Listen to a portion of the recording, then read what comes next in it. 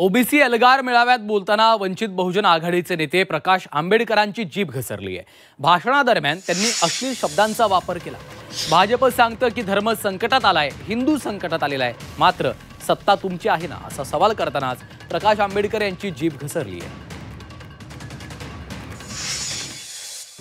ओबीसीने आपली असणारी मानसिकता ही बदलली।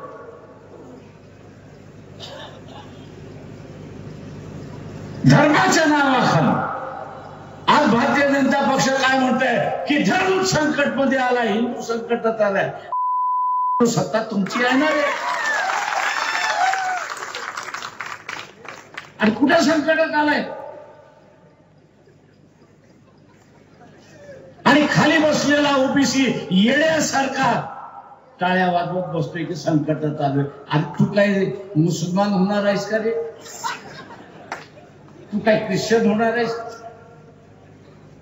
तू जोपर्यंत ख्रिश्चन होत नाही, जोपर्यंत मुसलमान होत नाही, तोपर्यंत असणारा धर्म कुठं संकटात आलेला आहे? धर्म संकटात आलेला नाही, तुझं आरक्षण संकटात आलेलं आहे हे लक्षात.